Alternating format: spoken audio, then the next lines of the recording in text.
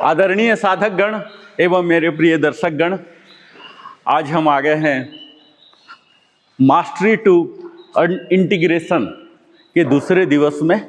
यानी कि जो हमने सीखा है उसे अपने आचार में लाना है, विचार में लाना है, आचरण में लाना है। और हमारे योग सेशन की प्रारंभ होती है सदैव की भांति माइल्ड वार्मिंग अप। हम यहाँ सिर्फ अपने शरीर को तंदुरुस्त नहीं, मन को भी, सांस को भी। और सांस की जब बात आती है तो साइंटिफिकली इसे बोलते हैं रिस्पायरेटरी सिस्टम, जिसके मुख्य अंग होते हैं लंग्स।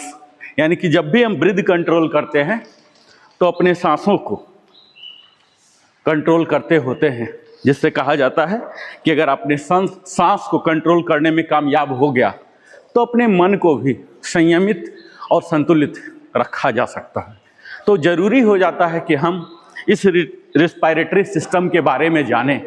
इसमें कौन कौन से अंग होते हैं, कैसे ये पूरा सिस्टम फंक्शन करता है, इसमें कौन कौन सी बीमारियां आ जाती हैं, उन बीमारियों के लक्षण क्या होते हैं, उनके उपचार क्या हैं। और अगर हम चाहते हैं कि रिस्पायरेटरी सिस्टम के जो तमाम बीमारियां हैं वो हमें नहीं आए, यानी कि रोकथाम कैसे कर सकते हैं, तो उनके लिए हमें क्या एहतियात लेने की ज़रूरत है, तो ये तमाम बात हम आज करेंगे। तो आइए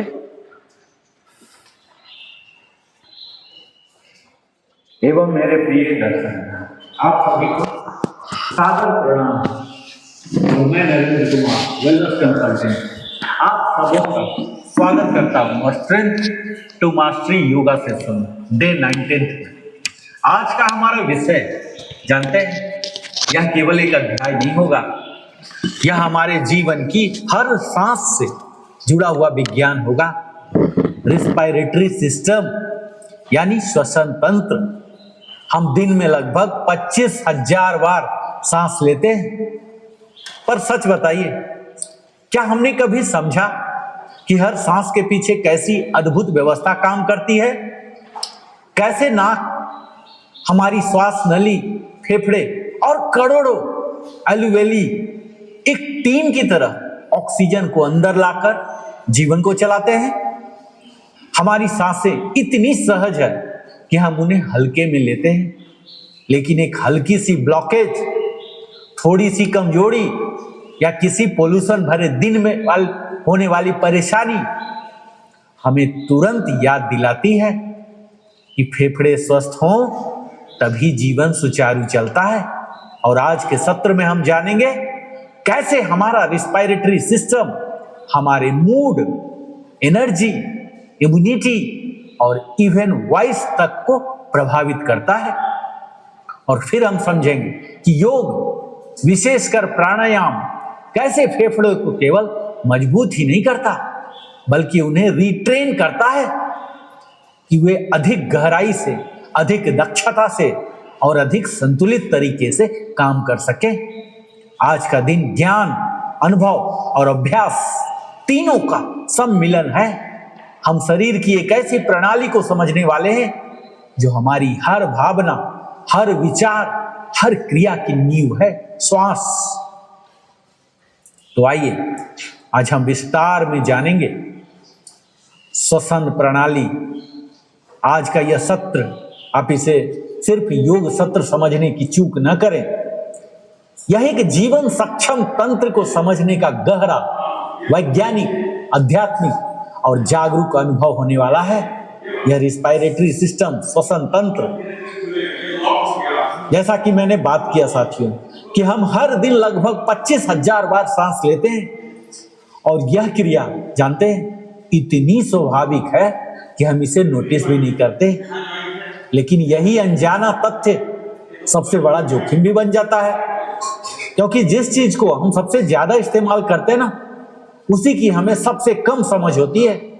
और आज का हमारा उद्देश्य है श्वसन तंत्र के हर अंग को समझना, उनके कार्यों की वैज्ञानिक पृष्ठभूमि जानना, समस्याएं क्यों होती हैं, उसका वास्तविक कारण पहचानना। और अंत में हम यह भी जानेंगे कि योग का चमत्कारी प्रभाव, इसे कैसे सीखें, साथियों, सांस केवल हवा का आना जाना नहीं है, यह प्राण, लाइफ फोर्स, एनर्जी का प्रवाह है। और सांस जानते हैं, ये वह पुल है शरीर, हमारा बॉडी, मन, हमारा माइंड और आत्मा, हमारा सोल के बीच। और आज के सत्र का पहला हिस्सा में हम देखेंगे कि रिस्पायरेटरी सिस्टम आखिर होता क्या है। What is respiratory system? हम सब ने 6-7 से यह पढ़ते आए हैं, और चूंकि मैं जीव विज्ञान का छात्र रहा हूं, तो मुझे यह महसूस हुआ कि हम सबों को इसका ज्ञान अवश्य होना चाहिए। उस समय तो पढ़े थे सिर्फ परीक्षा पास करने के लिए, लेकिन आज हम यह श्वसन तंत्र जानेंगे अपने व्यवहारिक पहलू को, न कि इसके सिर्फ थ्योरेटिकल पार्ट को। जानते हैं साथियों, ये रिस्पायरेटरी सिस्टम वह तंत्र है जो हमारे शरीर में ऑक्सीजन को अंदर लाता है, कार्बन डाइऑक्साइड को बाहर निकालता है, और हमारी सेलुलर रिस्पायरेशन जो कोशिकीय श्वसन होती है ना, इनको संभव बनाता है। और यह ऊर्जा उत्पादन, एनर्जी प्रोडक्शन का मूल आधार है। बिना हवा आप कल्पना कर सकते हैं, कुछ मिनट से ज्यादा जीवित नहीं रह सकते। इसीलिए इसे लाइफ सपोर्टिंग सिस्टम कहते हैं। हम सब जानते हैं कि सांस ही हमारा जीवन है, लेकिन जानते हैं कि ऐसा क्यों है? सांस हमारे 3 स्तर पर काम करती है। पहला तो मैं आपको बताता हूं कि शारीरिक स्तर, फिजियोलॉजिकल लेवल। हमारी जो कोशिकाएं हैं ना 37 ट्रिलियंस की, इनको ऑक्सीजन मिलती है, एनर्जी बनती है जिसे एटीपी फॉर्मेशन कहते हैं। हमारे शरीर की मरम्मत होती है, और ये जो विषाक्त पदार्थ हैं, टॉक्सिन्स, ये सब बाहर निकालते हैं शारीरिक स्तर में। और अगर मैं साइकोलॉजिकल लेवल की बात करूं, मानसिक स्तर की, तो हमारा मन शांत हो जाता है, एंजाइटी कम हो जाते हैं, स्ट्रेस हार्मोन संतुलित हो जाते हैं, इमोशनल स्टेबिलिटी बढ़ती है, और हमारा आध्यात्मिक स्तर, स्पिरिचुअल लेवल, जो ब्रीथ है, एक जीवित शक्ति का प्रवाह आ जाता है, प्राण ऊर्जा का विस्तार हो जाता है, ध्यान की गहराई प्राप्त होती है, माइंडफुलनेस और प्रेजेंस बढ़ती है। और यही कारण है कि योग में कहा गया सांस छोटी होगी तो जीवन छोटा होगा, और अगर सांस गहरी होगी तो जीवन गहरा होगा। साथियों, ये रिस्पायरेटरी सिस्टम के सभी अंग जानते हैं। सबसे पहला जो हमें दिख रहा, यह है हमारा नाक, नोज। इसे पहला संरक्षक कहा जाता है, और इसके मुख्य कार्य है एयर फिल्टरिंग करता है, हवा को गर्म करता है, ह्यूमिडिफिकेशन कहते हैं, और हवा को गीला करना, मॉइस्चराइजेशन करता है, वायरस, बैक्टीरिया को रोकता है डिफेंस मैकेनिज्म के तहत। और नाक के अंदर छोटे छोटे बाल, जो सीलिया और स्टिकी परत होते हैं, ये म्यूकस होते हैं, ये हर हानिकारक कण को रोक लेते हैं। और कई लोग चूक से, गलती से या मजबूरी से, जो भी कारण, माउथ ब्रीदिंग करते हैं, तब क्या होता है इससे जानते हैं? डस्ट अंदर जाती है, ड्राइनेस बढ़ जाती है, आपको और ज्यादा प्यास लगेगा, पूरा कंठ सूखेगा, इन्फेक्शन बढ़ जाते हैं। इसीलिए हमेशा नेसल ब्रीदिंग, नाक से श्वसन, सबसे वैज्ञानिक तरीका है। दूसरा अंग है फेरिंग्स, जो कि एयर का पैसेज है। यह नाक और मुंह दोनों से आने वाली हवा को ट्रैकिया की तरफ भेजता है। यह 3 हिस्सों में बटा है, नैसोफेरिंग्स, ओरोफेरिंग्स, लैरिंगोफेरिंग्स। यह हवा के साथ साथ खाने को भी संभालता है। और तीसरा होता है लैरिंग्स, जिसे स्वर यंत्र, वॉइस बॉक्स के नाम से जाते हैं। यह आवाज पैदा करने वाला अंग है, सांस और आवाज दोनों का ट्रैफिक कंट्रोलर है।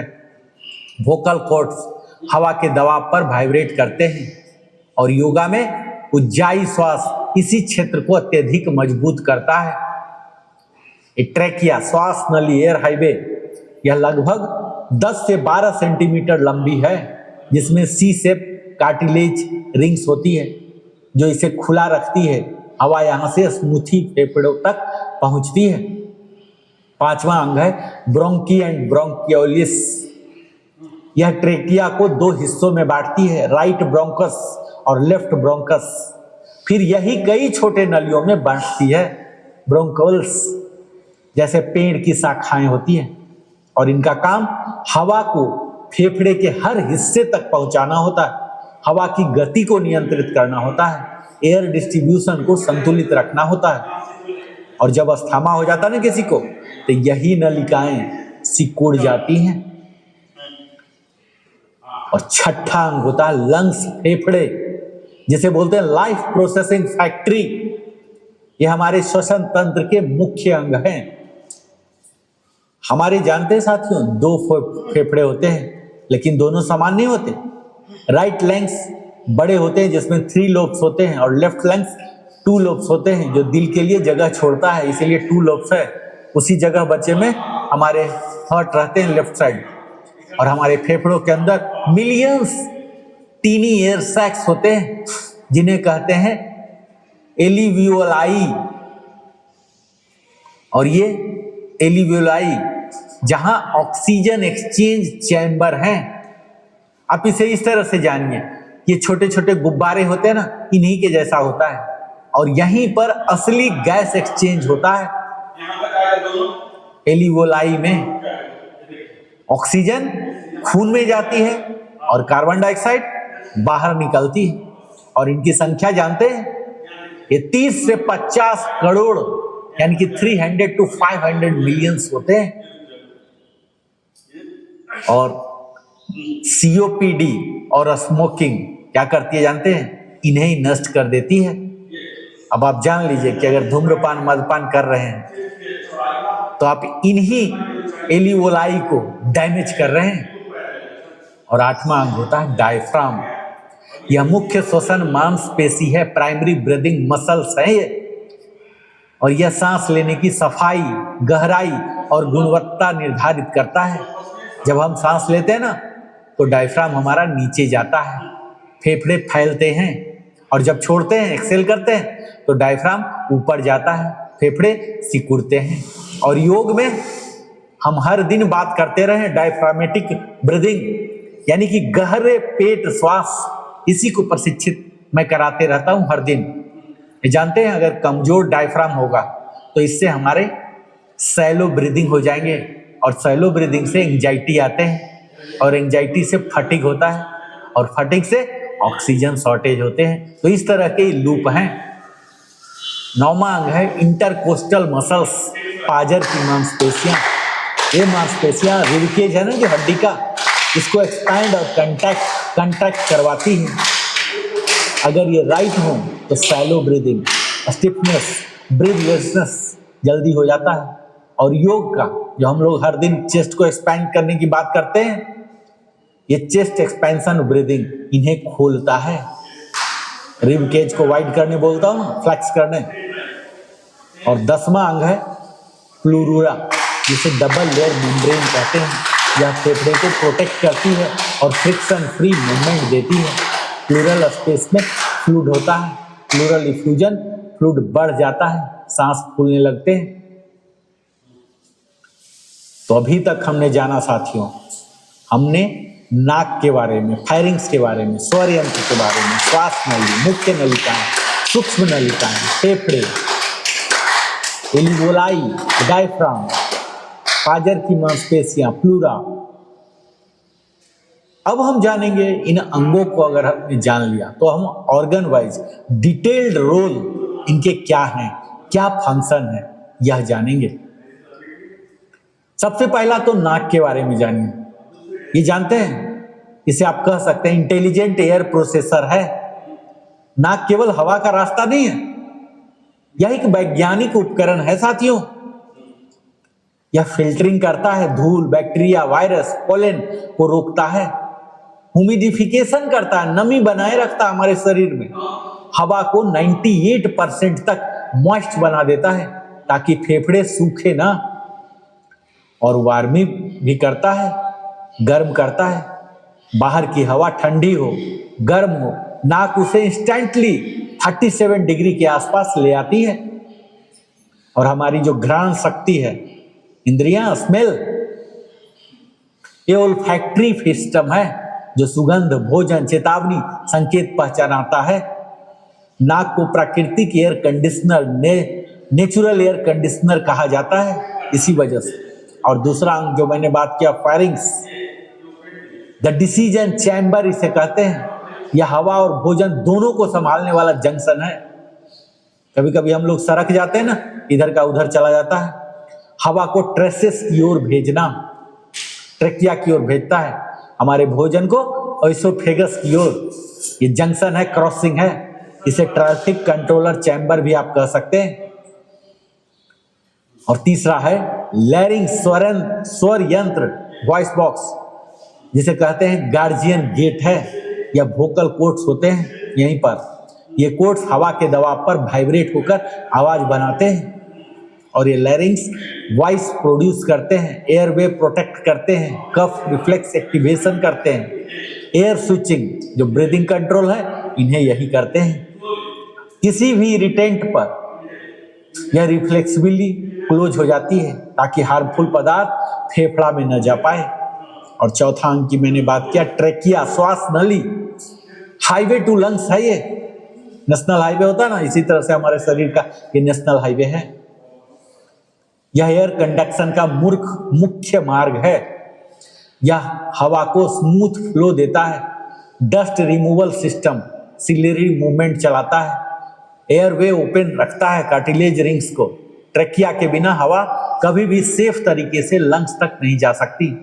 ब्रोंकाई एंड ब्रोंकोल्स ये हवा को लंग्स के हर कोने में पहुंचाते हैं। Air distribution, air flow resistance control, infection defence. और ब्रोंकोल फंक्शन, गैस एक्सचेंज जोन तक हवा पहुंचाना। स्मूथ मसल के जरिए एयर फ्लो कंट्रोल। अस्थमा में यही मसल स्पस्म देते हैं। इनका स्वास्थ्य सीधा सांस की क्वालिटी को तय करता है। और छठा और मेन अंग हमने बात किया लंग्स की, जिसे एनर्जी फैक्ट्री हमने कहा। यह गैस को ट्रांसपोर्ट करता है, ऑक्सीजन को ब्लड में भेजना, कार्बन डाइऑक्साइड को बाहर निकालना।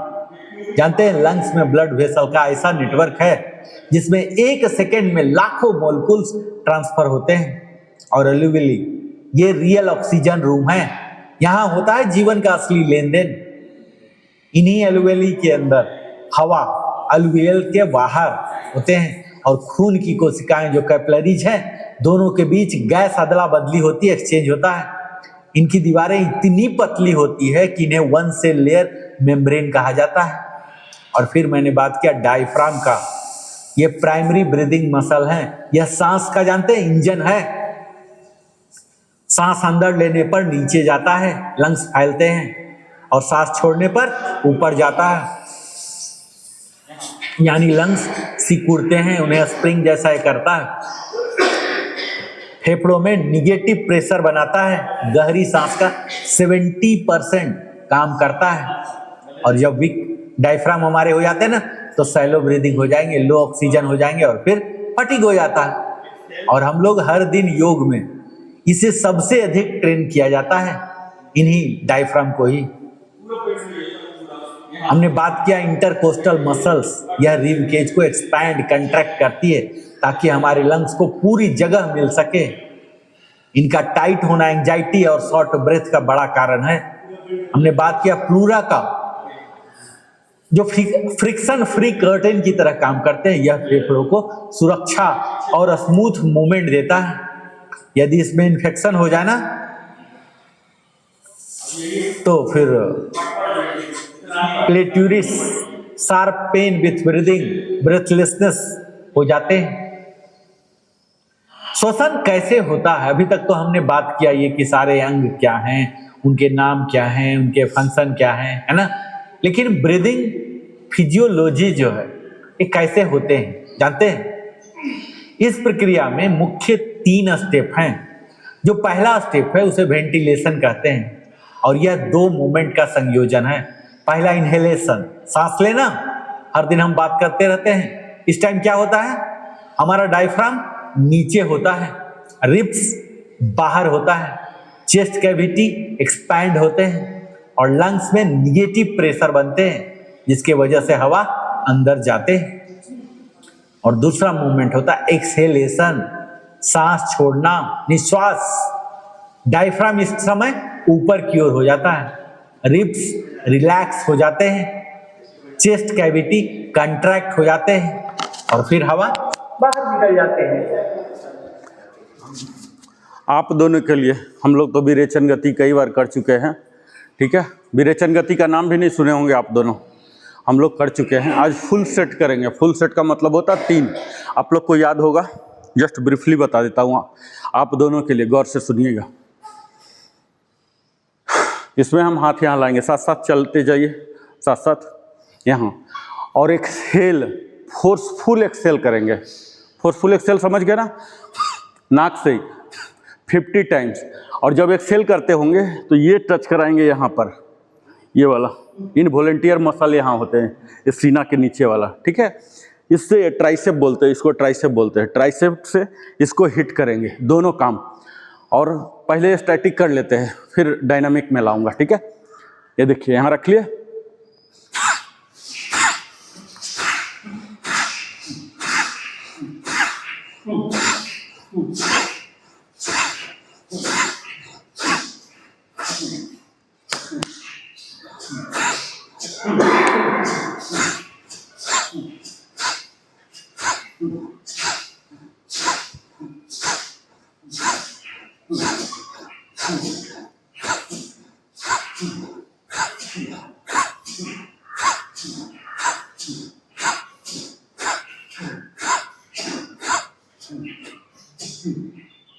ये हो गया पहला चरण, ठीक है।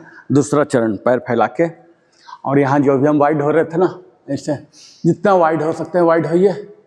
नॉर्मल ब्रीदिंग, यहाँ हम एक्सेल फोर्सफुल कर रहे थे, अब यहाँ नॉर्मल ब्रीद, यानी कि नॉर्मलाइज होना है, ठीक है। जो डिस्टर्ब हो चुका, थोड़ा देर नॉर्मल, ठीक है। वापस, ये हुआ सिर्फ 2 चरण, इसके 3 चरण और है।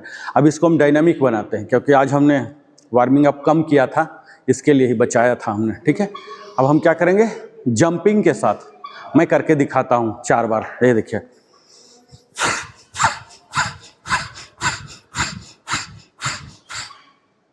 फिफ्टी टाइम्स एक सेट में करना है, लेकिन जितना हो रहा है ज़बरदस्ती नहीं करना, अपने शरीर को टॉर्चर या पनिश नहीं करना। मेरा काम है बोलना, आपका काम है नहीं करना, समझ रहे? नहीं करना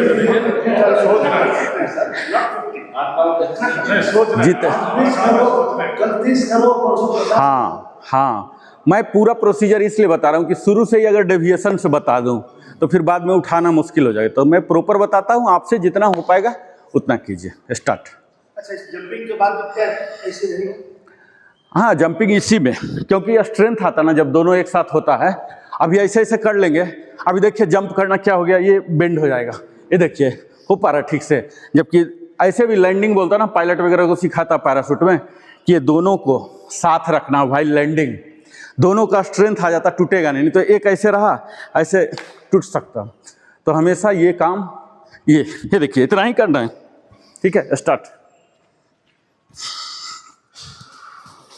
और इसके कारण है लैक ऑफ माइंडफुल ब्रीदिंग भी। हम दिन भर मैकेनिकल ब्रीदिंग करते हैं जहाँ की क्वालिटी 0 होता है। इसीलिए योग कहता है सांस को साधो, जीवन को साधो। मैं हर बार बोलता हूँ कि सांस को ध्यान दीजिए, सांस को ऑब्जर्व कीजिए, रीड कीजिए। इसी वजह से मुख्यतः ब्रीदिंग पैटर्न जो होते हैं, जानते हैं, ये 2 प्रकार के होते हैं। पहला तो होते हैं चेस्ट ब्रीदिंग, जिसको बोलते हैं ऊपरी श्वास। ये क्या होते हैं, सैलो होते हैं, स्ट्रेसफुल होते हैं, ऑक्सीजन कम होते हैं, इसमें फटीग होते हैं, एंजाइटी बढ़ाता है, इमोशनल इंस्टेबिलिटी हो जाता है। ये breathing pattern modern life style की देन है साथियों। वहीं पर जो दूसरी है, जो योग बताता है, प्रशिक्षित मैं हर दिन कर रहा हूँ आपको, डायफ्रामेटिक ब्रीदिंग, गहरी पेट श्वास। आप इस तरह से समझिए, यह डिप होता है, काम होता है, ऑक्सीजन रिच होता है, स्ट्रेस रिलीज करता है, एनर्जी बढ़ाता है, हार्ट रेट स्टेबलाइज हो जाता है, हमारी इम्यूनिटी को बूस्ट करता है और लाइफ फोर्स बढ़ जाते हैं। और हम जो सीखते हैं, हर प्राणायाम इसी ब्रीदिंग पैटर्न को मजबूत करता है। Diaphragmatic breathing. हम हर दिन बात करते रहते थे, आज आपको विस्तार से पता लगेगा कि एक्चुअल होता क्या है। हमारे फेफड़े की क्षमता जानते हैं साथियों? चिकित्सा विज्ञान में फेफड़े की 5 क्षमताएं मापी जाती हैं। पहला तो बोलते हैं टाइडल वॉल्यूम, सामान्य सांस मात्रा। दूसरा है इंस्पिरेटरी रिजर्व वॉल्यूम, अतिरिक्त सांस लेने की क्षमता। तीसरा होता है एक्सपायरेटरी रिजर्व वॉल्यूम, अतिरिक्त सांस छोड़ने की क्षमता। चौथा होता है रिजिडुअल वॉल्यूम, यानी फेफड़ों में रह जाने वाली बची खुची हवा। वाइटल कैपेसिटी, फेफड़ों की कुल कार्यात्मक क्षमता। और नियमित योग अभ्यास इस वाइटल कैपेसिटी में 15 से 30% तक वृद्धि कराता है। आज हमने जाना साथियों, आज के 19वें दिन में, कि श्वसन तंत्र के सभी अंगों के कार्य क्या हैं, सांसों की वैज्ञानिक प्रक्रिया क्या है, गैस विनिमय कैसे होता है, फेफड़ों की क्षमता कैसे नापी जाती है, shallow versus deep breathing, breathing weakness के कारण क्या हैं। श्वसन तंत्र के जो रोग होते हैं जानते हैं, जिसके लिए हम लोग कर रहे हैं कि ये रोग ना हो, उनके लक्षण, उनके डायग्नोसिस, उनके ट्रीटमेंट और प्रिवेंटिव मेजर क्या है जानते हैं? ये अगर आप नहीं जाने तो फिर कोई फायदा नहीं होगा ना। इसीलिए हम रिस्पायरेटरी सिस्टम के रोग जो डिजीज हैं इसकी दृष्टि से अब हम समझेंगे। और यह ज्ञान केवल डॉक्टर बनने के लिए नहीं है, यह आपके अपने जीवन की रक्षा के लिए है, आपके परिवार की सुरक्षा के लिए है और आपके योग साधना की पूर्णता के लिए है। हम लोग कोई मेडिकल प्रैक्टिशनर कंसल्टेंट नहीं बनने जा रहे हैं। तो यह जानिए साथियों कि रिस्पायरेटरी डिजीज जो होता है ना, मूलतः 2 प्रकार की होती है। पहला तो होता है अपर रिस्पायरेटरी ट्रैक्ट डिजीज, यानी कि ऊपरी श्वसन मार्ग, जिसमें हमारे नोज हो गए, साइनस हो गए, थ्रोट हो गए और लैरिंग्स। और दूसरा हिस्सा जो है अंदर वाला लोअर रिस्पायरेटरी ट्रैक्ट डिजीज, नीचे का श्वसन मार्ग, जिसमें ट्रैकिया है, ब्रोंकी है, लंग्स है, एल्वियोलाई है। तो ये सब का रोग अलग अलग होता है। राइनिटिस जो नोज इन्फ्लेशन कहलाते हैं, ये होते हैं एलर्जी से, वो पोलन, डस्ट, पेट से हो गए, इन्फेक्शन से हो जाते हैं, चाहे कोल्ड हो या वायरल हो, पोल्यूशन से हो जाते हैं, टेम्परेचर चेंज से हो जाते हैं, ये नोज इन्फ्लेशन जो हो जाते हैं, नाक चलता है, राइनाइटिस। और इसके लक्षण होते हैं नाक बहना, छींके आना, कंजेशन होना, एकदम भरा भरा लगेगा, बर्निंग सेंसेशन होंगे, वाटरी आंख भी देखते हैं ना, कभी कभी सर्दी इतना हो जाता है वाटरी आइज हो जाते हैं। और इनको डायग्नोसिस कैसे किया जाए, तो क्लिनिकल एग्जामिनेशन आपको करना पड़ेगा। एलर्जी टेस्टिंग होते हैं इसके, नसल इंडोस्कोपी होते हैं, उससे पता लगता है कि कितना ड्रिप हुआ।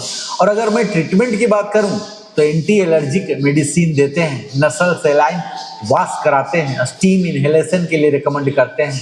और एलर्जी जो हैं इन सब से हमें बचना है। और कभी कभी स्टेरॉइड भी दिया जाता है ट्रीटमेंट में। और अगर हम चाहते हैं कि ये राइनिटिस जो नोज इन्फ्लेमेशन है ये हमें न हो, तो इसके प्रिवेंशन के लिए हमें पोल्यूशन मास्क पहन के रखिए। हम लोग कोरोना के टाइम पहनते थे ना।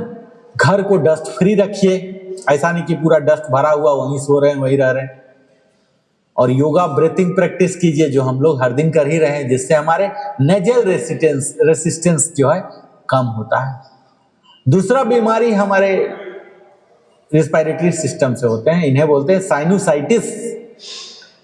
यह साइनस का प्रेशर बढ़ जाए, यानी कि हेडेक, ब्लॉक नोज या ईयर प्रेशर होते हैं इससे।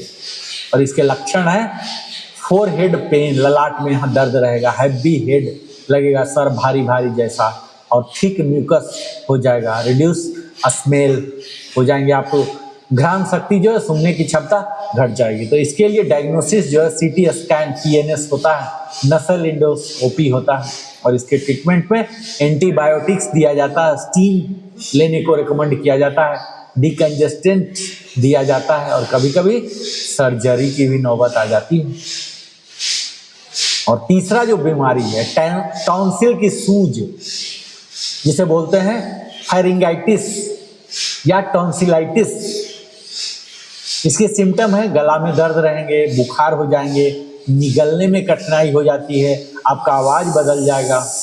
और इसके ट्रीटमेंट होते हैं एंटीबायोटिक्स, अगर बैक्टीरियल है तो वार्म सलाइन गर्गल्स करना होता है, हाइड्रेशन पूरा पानी लेना होता है और एनांग्लाइटिस करना होता है।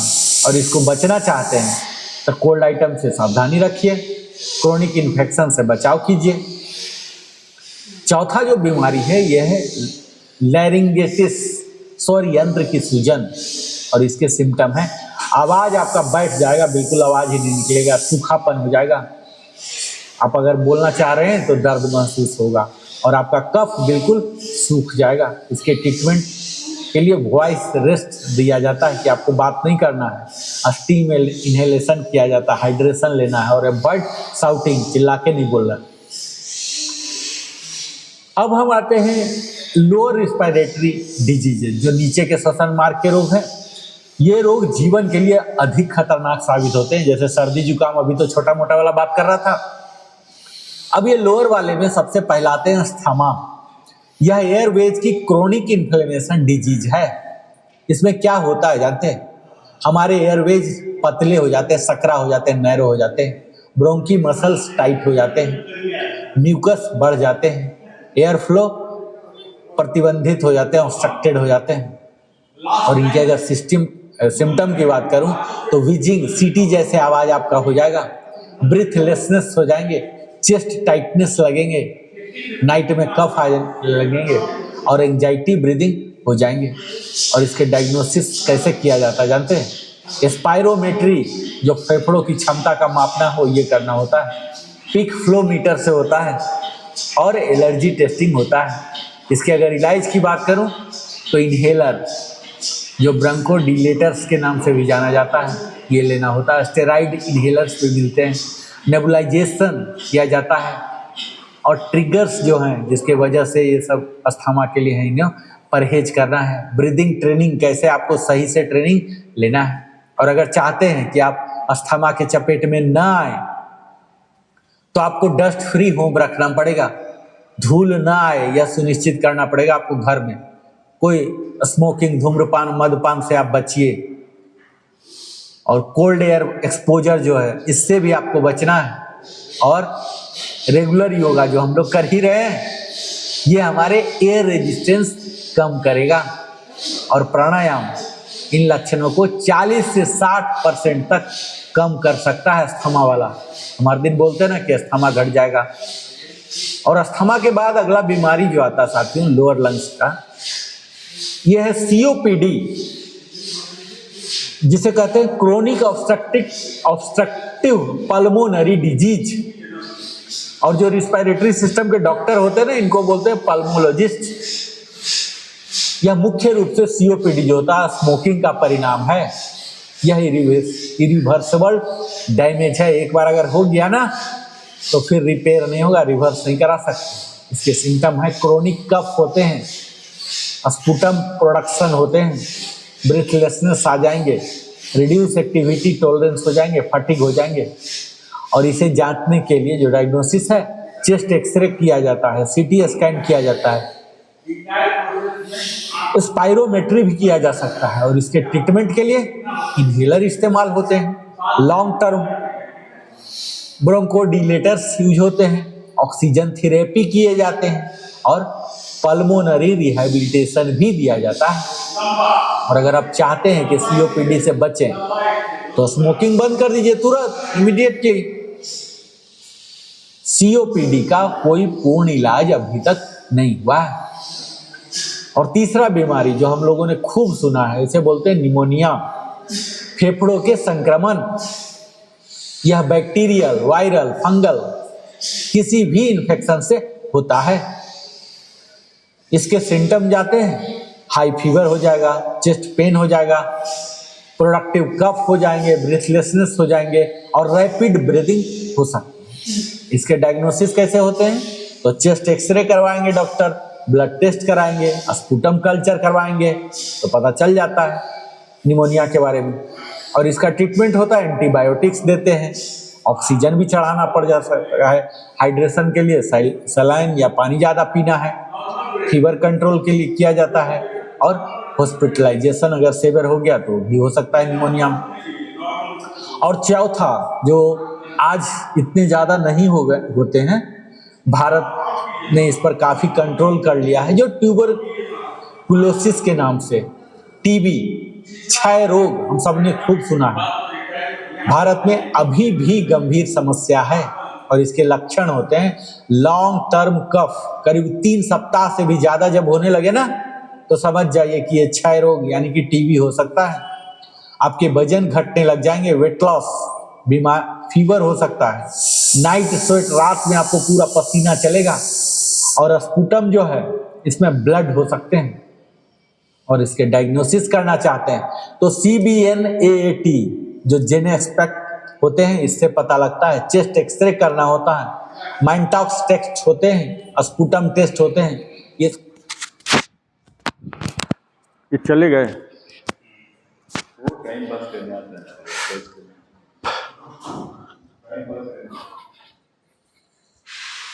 जेपी सर 2 मिनट है, ये 2 मिनट।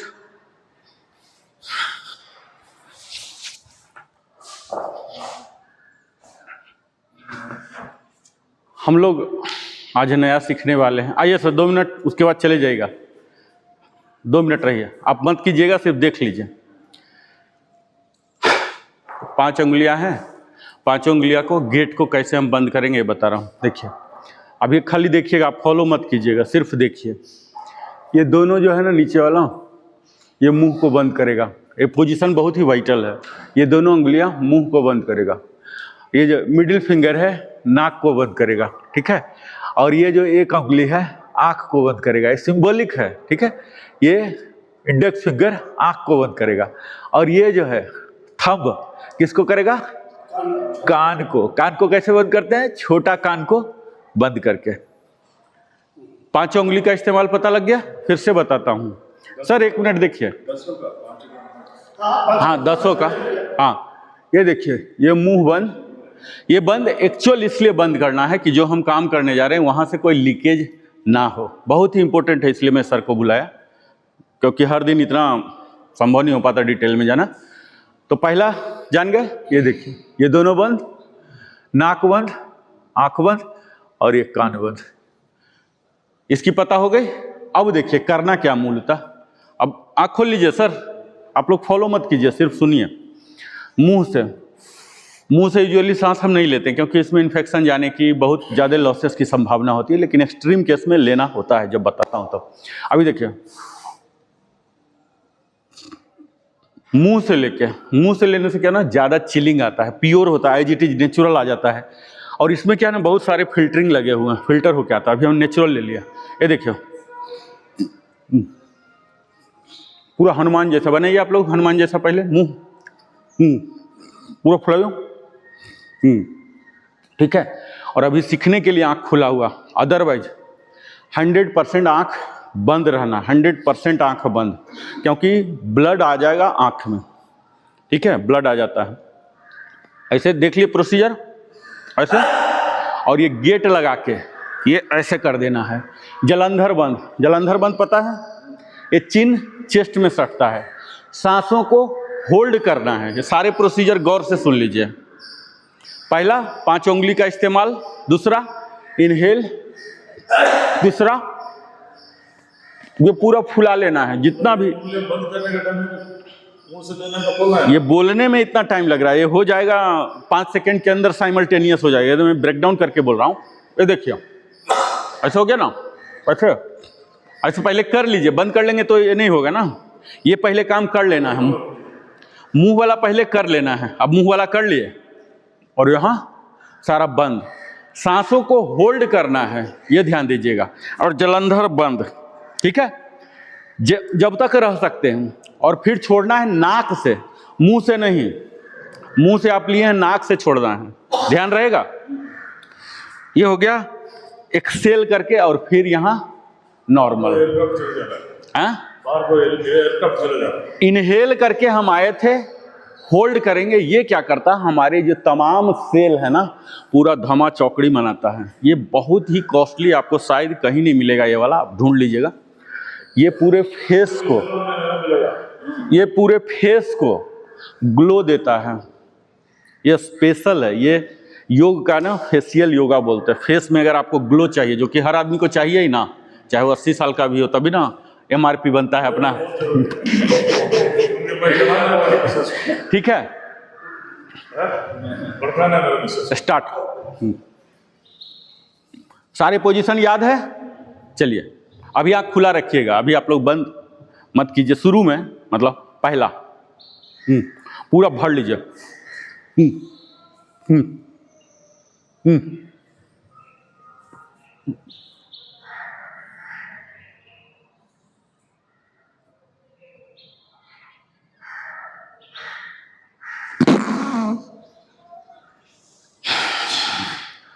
नाक से थोड़ा सा फील हुआ, ये लगेगा ना कि ये फट रहा है, जो गाल है ना पूरा फट रहा है। यहाँ क्या होता है, इतना ब्लड आ जाता है तो फेस का क्या होता है, हमारा ट्रांसपेरेंसी बढ़ जाता है। ट्रांसपेरेंसी का मतलब हुआ यहाँ कोई दाग धब्बे कील मुहासे सब जो तमाम किस्में हो जाते हैं ना, ये सब खत्म हो जाएंगे। ठीक है, ये फेस का है। अभी थोड़ा सा आया, सेकेंड टाइम ये मुंह पर, ये दोनों मुंह ओठ, दोनों ओठ को बंद, ये नाक को बंद, आँख को बंद, कान को बंद, और ये जलंधर बंद से गला को बंद। यहाँ होल्ड करेंगे और नाक से, मुंह नहीं खोलेंगे, नाक से, यानी कि पूरा सर्किट कंप्लीट करके विषाक्त किया। एक बार आप लोग कीजिए सर, शुरू से। मुंह फुलाइए, पहले आँख खुला रखिएगा, मुंह फुलाइए, गेट लगाइए, पांचों गेट लगाइए। हाँ, कान बंद, हाँ, जलंधर बंद। हाँ, चिन को चेस्ट में, शर्मा सर चिन को चेस्ट में, अशोक शर्मा सर चिन को चेस्ट, ये जलंधर बंद होता, चिन को चेस्ट में। हाँ, अब एक्सेल, एक्सेल। हाँ, समझ गए सर? एक और कर लेते हैं, उसके बाद आप जा सकते हैं। एक और कर लीजिए, क्योंकि आज पहला दिन है ना, इसलिए मैं आपको रोक लिया, क्षमा चाहता हूँ। चलिए एक बार और पूरा भर लीजिए।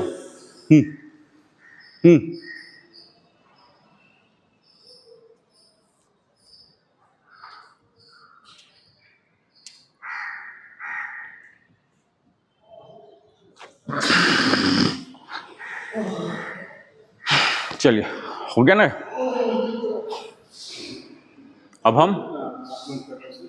अब जा सकते हैं। कान आपका बंद नहीं हो रहा था, ये देखिए, ये छोटा कान है ना, ये ऐसे बंद करना है, नहीं तो हम जो भरे हैं ना उधर से निकल जाते हैं। सब कनेक्टेड होता है ना, उधर से निकल जाएगा, निकालना नहीं है। पूरा आंख से भी निकल जाता है हवा, बोलता ना, आंख से धुआं निकल जाता है, होता ना। ये पूरा स्कल्टन जो है ना, आपस में कनेक्शन है। एक जगह बंद करेंगे, दूसरी जगह से इसे निकल जाएगा, है ना, पूरा कनेक्शन। बोलता था बचपन में, लेने के बाद हाँ, बॉडी अनबैलेंस हो रहा है। हाँ, हो रहा ना, क्योंकि खोपड़ी भी इधर ही है ना, खोपड़ी भी इधर ही है, और खोपड़ी को ऑक्सीजन कंटिन्यू चाहिए। हम क्या किए, ब्लॉक कर दिए। खोपड़ी को कंटिन्यू चाहिए, हम ब्लॉक कर दिए। तो क्या होता ना, इस पूरा झमाझम कहाँ से निकल जाए वो करता है। ठीक है, तो इससे क्या होता है, अभी देख लीजिए आप लोग, आज ही देखिएगा, जस्ट 1-2 बार ही किया हूँ इसका। ये कायदे से बैठ के प्राणायाम की मुद्रा में करने का है, लेकिन प्राणायाम में क्या होगा, आप लोग का विजिबिलिटी, ये खड़ा होकर नहीं करने का है, ये प्राणायाम का हिस्सा है, समझ रहे हैं। लेकिन फिर मैं जा नहीं पाता, ये सब मजबूरियां जो हो जाती है, उसके वजह से। अगले बार से जब हम करेंगे तो मेडिटेटिव पोज, किसी भी मेडिटेटिव में बताने के लिए सिर्फ स्टैंडिंग हमने किया। ठीक है, एक फेस का और कर लेते हैं, पाउटिंग कर लीजिए। हाँ, ये मैं करने वाला था।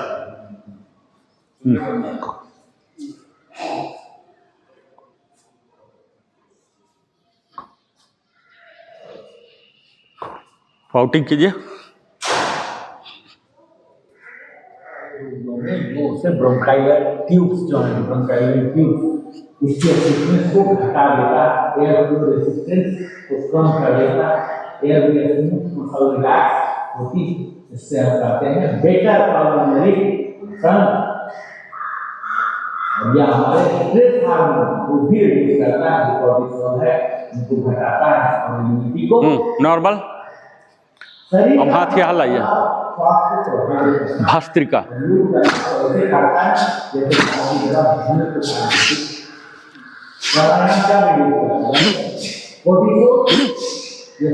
इनहेल करके बॉडी बड़ा, नॉर्मल फिलॉसफी, एक्सेल करना, दोनों चीज साथ साथ, ये भस्त्रिका का हिस्सा है। ये ऐसे ऐसे नहीं करना है, कंप्लीट कायदे से यहीं से ऐसे कर लेना है, लेकिन इसको हम बड़ा करके दिखा रहे हैं, जूम करके दिखा रहे हैं इस चीज का। Inhale,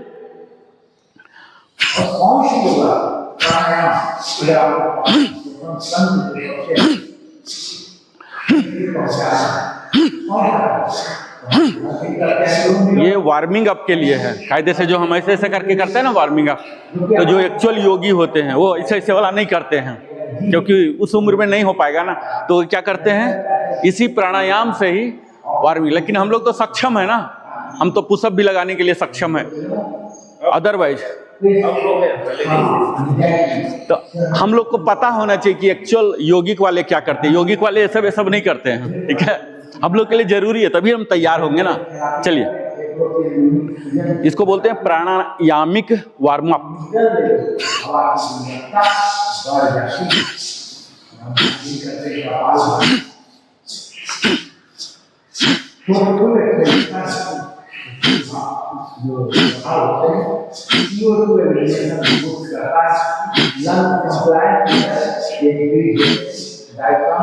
normal 16 times, full inhale, full Excel.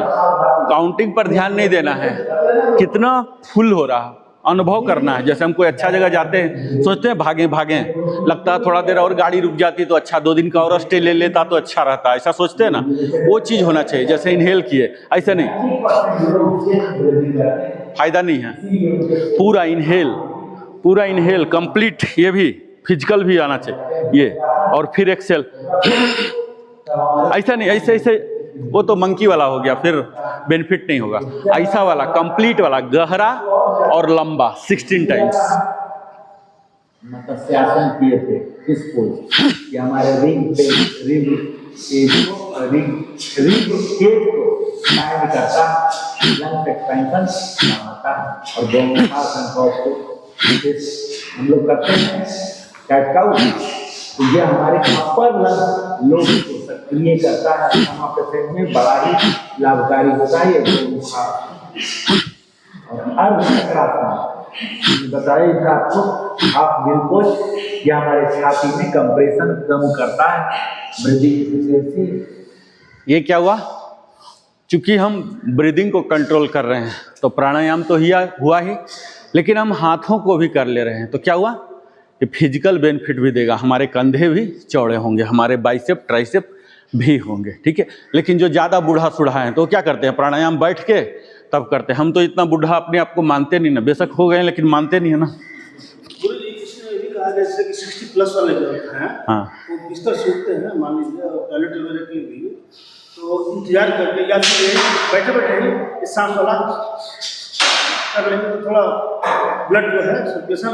बताता हूँ, देखिए, आप जब सुबह उठते हैं ना, तो सबसे पहले आपको अपनी सांसों पर ही ध्यान देना है, क्योंकि अपना सांस जो होता है ना, इतना सूक्ष्म होता है, वो ऑटोमेटिक है ना, हम ग्रांटेड लेते हैं ना। आप जब भी उठते हैं तो सबसे पहले सांस को ऑब्जर्व कीजिए। ये बहुत ही कठिन काम है, बोलना इतना ईजी है, उसको ऑब्जर्व। जैसे उठे ना, ऐसे थोड़ा सा आंख बंद करेंगे ना, हल्का सा प्रैक्टिस करेंगे, आदत बन जाए। अभी देखिए, आंख बंद कर लीजिए, देखिए आपको लगेगा कि आ रहा है जा रहा है, ठीक है, वो महसूस कीजिए। तो उससे क्या होता है ना, हमारा जो एक्सट्रोवर्ट, जो दुनियादारी का चक्कर है ना, वो खत्म हो जाता, हम शरीर पर केंद्रित हो जाते हैं। इनहेल एक्सेल कुछ नहीं करना, कोई कंट्रोलिंग में नहीं बोल रहा हूँ, साक्षी भाव बोलते हैं उसको, विटनेस। हमें प्ले करना ही नहीं, हमें प्लेग्राउंड में नहीं उतरना है, ध्यान प्लेग्राउंड में नहीं उतरना होता, साक्षी भाव, हम दर्शक दीर्घा में बैठे हुए, जैसे आ रहा है आने दीजिए, जैसे जा रहा जाने दीजिए, वो ध्यान का तैयारी होता। ठीक है, तो सुबह उठते के साथ वो ध्यान कीजिए। और जो मंत्र बोलता हूँ करमूल वाला, नहीं याद है? नहीं, वो बोले तो हाँ, लिख के मैं लाऊंगा प्रिंट आउट, मतलब अब धीरे धीरे एडवांस हो रहा है ना हमारा सिस्टम, वो लाऊंगा। सुबह उठते के साथ वो मंत्र होता है, जिसमें क्या होता है उसका हिंदी बताता हूँ। ये जो टिप है ना, फिंगर टिप, इसमें लक्ष्मी का निवास होता है, और जो सेंट्रल पार्ट है इसमें सरस्वती का, और ये पार्ट जो है ब्रह्म का। ठीक है, तो उठते के साथ हम वो मंत्र पाठ करते हैं, फिर ये करते हैं, फिर ये करते हैं, फिर सांसों को देखते हैं, तब जो वाला लेफ्ट राइट वाला है ना, तब वो वाला हम बढ़ाते हैं, फिर हम नीचे जाके उठ के और पूरा प्रणाम करते हैं इसे। और अगर आपको जगह परमिट कर रहा है तो साष्टांग दंडवत लीजिए, फिर साइड टेबल से पानी लेके मलासन में आके ऐसे करके फिर 5 मिनट समय देके घुट घुट घुट घुट पीजिए पानी, तब उधर जाना। और भी अगर ज़्यादा समय आपको उधर लग रहा है तब फिर मलासन के एक्सरसाइज हैं वहीं पर। मैं शुरू में करता था, अब तो नहीं करता हूँ क्योंकि अब ज़रूरत नहीं रहा। मैं वहीं पर सुबह जग के वज्रासन करता था, फिर ये ऐसे, क्योंकि उधर समय लग ही रहा, तो उससे अच्छा कि हम यहाँ पानी जैसे पी लिए ना, अब जाना है, उससे पहले थोड़ा सा ये वाला पार्ट, थोड़ा सा, कहने का मतलब ये जो पार्ट है, बड़ी आंत जो है, बड़ी आंत को थोड़ा मोबिलाइज कर लीजिए, ऐसे करके। या तो बेस्ट है मलासन में, मलासन ये कर लीजिए, ये है ना, अगर हो पा रहा। कई लोग का इतना स्टिफ हो जाता, ठंडा में सोए खिड़की, तो ये सब थोड़ा सा कर लीजिए, तो ये पार्ट फ्री हो जाएगा। फिर जाइए, ठीक है, वार्म वाटर, गुनगुना पानी 1 लीटर तक, तब धीरे धीरे जाके ये होगा। और बताया था कि महीना में कम से कम 2 बार एनीमा कोई अभी शुरू किए कि नहीं? कोई भी नहीं किया, एनीमा करना चाहिए। नहीं, ऐसा मत बोलिए। आपने अभी तक किया नहीं ना, जब करेंगे ना तब पता लगेगा कि ये मैं पहले क्यों नहीं कर लिया। कोई भी चीज़ आजमाने से, जैसे अभी मैं क्यों लाया, इसके बिना तो काम चल ही रहा था। हम कल माइक भी ले आएंगे। जैसे जैसे आप सुविधाओं को बढ़ाते ना, तब पता लगता है कि अरे साला ये चीज़ हम पहले क्यों नहीं कर लिए थे। उसका 300 साढ़े 300 का आता है, कोई साइड इफेक्ट नहीं, 0, अनलेस आप उसमें कुछ न डालिए, गर्म पानी नहीं डालिए, साल्ट नहीं डालिए, या कोई बोलता है कुछ केमिकल डालो, ये सब नहीं। शुद्ध जल जो हम लोग आरओ वाटर पीते हैं वो डाल के कीजिए। एक दिन संडे को पहले फ्रेश हो लीजिए और फिर वो कीजिए। 300 साढ़े 300 का ई-कॉमर्स साइट में एनीमा किट, कोई भी वीडियो आप देख लेंगे, एनीमा, डायबिटीज है ना, बहुत हेवी, ये मेडिसिन पंचक्रिया में आता है, पंचकर्म बोलते हैं, उसके तहत आता है। जब योगा सेंटर आप जाएंगे ना, किसी में भी, जो प्रोफेशनल वाले 15 दिन का कोर्स चलाते हैं, उसमें सबसे पहले कराता है। ये क्या होता है, हम सोचते हैं कि 24 घंटा में हमारा शरीर खाली हो गया। जब ऑपरेशन हुआ, ऐसा कितना बार पता लगा कि 2 साल पहले वो चीज़ खाया था। वो बोला मैं 1 साल से नॉनवेज नहीं खा रहा हूँ, लेकिन वहाँ नॉनवेज के पार्ट पाए गए। बोला मेरा तो 2 साल हो गया। अब सोच लीजिए कैसे, यानी कि हम जो खाते वही तो बन रहा है ना, और कैसे हमारा शरीर कैसे निर्माण हुआ, जो खाते वही तो, मदर का मिल्क से तो नहीं हुआ ना, उसके बाद तो खाना ये सब। तो ये सब रुके रहते हैं। अब वो रुके रह जाते हैं अनवांटेड वाला, जो पेट का फूलना है, जो मोटापा है, वो अल्टीमेटली क्या है। और स्पेशली ये जो बड़ी आंत है, बड़ी आंत अगर क्लॉग है, आप बाहर वाला एरिया ही ब्लॉक कर देंगे तो वो ब्लॉकेज का असर क्या हो जाएगा, छोटी आंत में भी हो जाएगा ना, समझ रहे। तो बड़ी आंत बिल्कुल क्लियर होना चाहिए। तो इसके लिए कैंसर होता है, हाँ, कोलन कैंसर बोलते हैं। तो एनीमा आप लोग ट्राई कीजिए, ठीक है। ये क्या होगा, क्योंकि हमारा तो ऐसा योगा सेंटर नहीं ना पंचकर्म वाला, वो जरूर आप लोग कीजिए। कोई भी साइड इफेक्ट, मैं खुद करता हूँ। मैं जब शुरू किया था 15 दिन का जो उसका प्रोसीजर है, 15 दिन मैं कंटिन्यू किया था, 15 दिन मैं किया था। उसके बाद फिर वीकली आया, फिर फोर्टनाइटली आया, फिर मैं मंथली पर, अभी मैं मंथली पर हूँ, ठीक है। जब करेंगे तो आपको खुद लगे जैसे आप फ्रेश होके आ गए। अब तो नहीं होना चाहिए ना, लेकिन जब आपने फिर से पानी पी लिए और ये लगाए, तब फिर जाएंगे, आपको अर्ज आ जाएगा, क्योंकि पानी गया ना अंदर, आपको अर्ज आ जाएगा। फिर देखेंगे कि मल निकला, फिर निकला, वो कहाँ से निकला, यानी कि वो अटके पड़े थे, समझ रहे। और उसका क्या है, एक कर लिया और पूरा मसाज, तेल ही लगाना, उसके नोजल में भी थोड़ा सा लुब्रिकेटिंग लगाना। 2 तरह का नोजल आता है, एक छोटा एक बड़ा, बड़ा वाला यूज करना, उसमें भी नोजल में भी हल्का सा नारियल वाला तेल या कोई भी लुब्रिकेटिंग तेल। और यहाँ पूरा बर्दाश्त नहीं होता, जब अंदर कर लिया ना, जब पानी यहाँ आ गया है, बर्दाश्त करना मुश्किल होता, लेकिन कायदे से बोलता 5 मिनट आपको ऐसे पूरा ये वाला भाग को पूरा मसाज करना, ताकि अंदर जो फंसे हुए हैं ना मल, ये जो पाइप जैसा है ना, एक 22 फीट का, एक 8 फीट का, 2 है छोटी आंत बड़ी आंत, छोटी तो बड़ी आंत में फंसा रहता है, ठीक है। तो ये जो पाइप है उसमें फंसे हुए हैं अंदर अंदर, तो अभी बोल रहा हूँ, लेकिन एक्चुअल करना मतलब 2 मिनट का, 1 मिनट भी होल्ड करना मुश्किल हो जाता है, धीरे धीरे धीरे, क्योंकि इतना प्रेशर बनेगा ना। फिर भी जितना हो रहा है ऐसे ऐसे ऐसे करके, तो शुरुआती में अगर आप 15 दिन कंटिन्यू कर लिए, तब आप देखेंगे, मैं अपना खुद फोटो दिखाऊंगा, वीडियो दिखाऊंगा, चैनल में सब पड़ा हुआ है, आप देखिएगा कि कैसे कैसे हुआ। तो इसमें क्या होता है, एक पूरा पैकेज है सर, ऐसा नहीं है कि सिर्फ आप ये अभी 1 घंटा कूद लिए और हो जाएगा। मन के विषाक्त निकालने के लिए शरीर का विषाक्त निकालना है, और ये आज का नहीं है, वस्ती बोलते हैं इसको, ये हजारों साल का योग का है। आज वो मॉडिफाई हो गया कैसे कैसे, जैसे डॉक्टर कराता है, कोई भी ऑपरेशन करेगा ना तो वस्ती जरूर करवाता है, क्योंकि नहीं तो फिर वो ऑपरेशन नहीं कर पाएगा, समझ रहे हैं।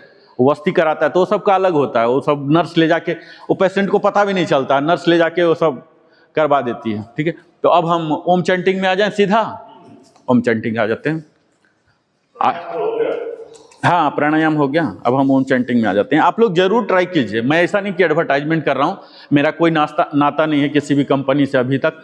दुकान से है, हाँ, कितना दुकान मेडिसिन, मतलब मान लीजिए किसी होगा तो किसी एक दुकान तो एक बार ट्राई कर लीजिए। 300, हाँ आइडिया नहीं, ई कॉमर्स में या दुकान में भी मिल जाता है। यहाँ जो है दुकान बताने से तो आप लोग सोचेंगे कि ये है टाई अप है इसका। ये हदली वाला दुकान देख रहे हैं, हदली वाला दुकान के बगल में एक मरवाड़ी का दुकान है, देख रहे हैं, वहाँ पर मिलता है 300-350, आप जांच परख करके, पूरा मजबूत है, मैं खुद ले गया हूँ। 300-400 रुपया कुछ नहीं है आज के समय में, जस्ट क्या है,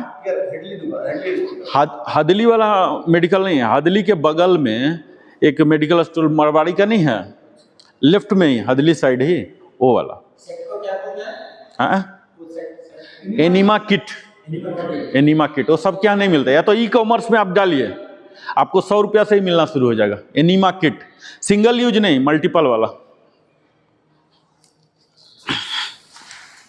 ट्राई करने में क्या जाता है, कोई साइड इफेक्ट नहीं है, latest try.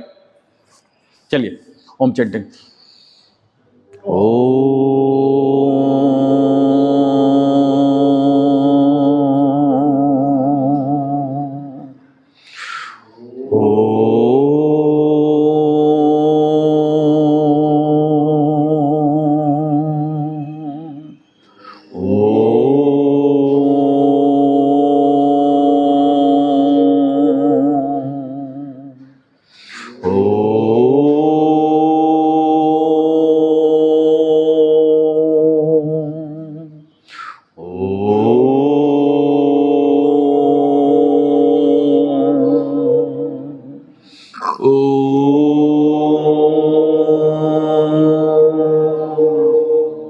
Last to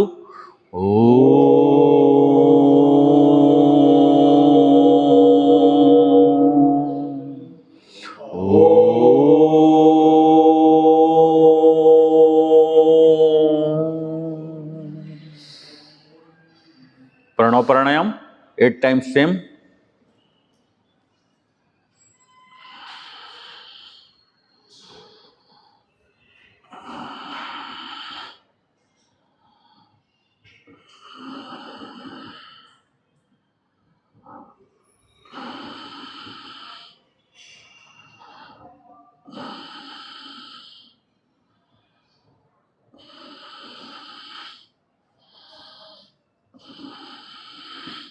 last to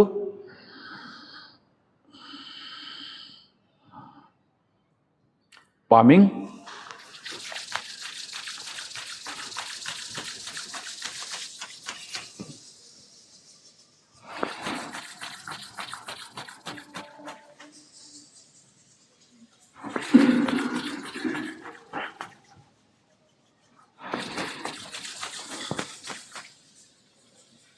यहाँ आभार प्रकट करते हुए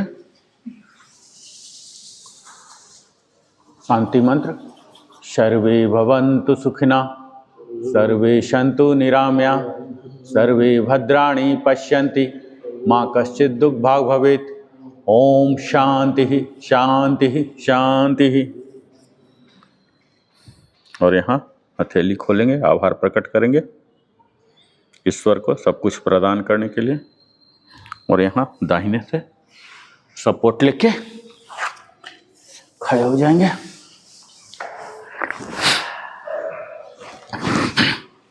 फ्लेक्सिंग।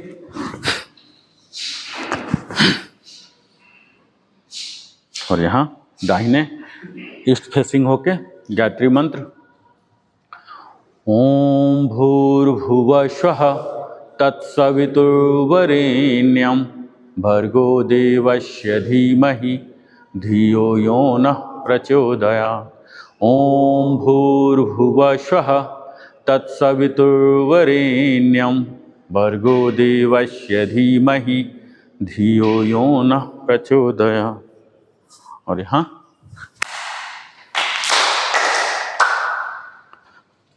तो ये था आज का हमारा दूसरा दिन। फिर से मिलते हैं तीसरा दिन। तब तक जय हिंद, जय भारत, वंदे मातरम, जय श्री कृष्ण।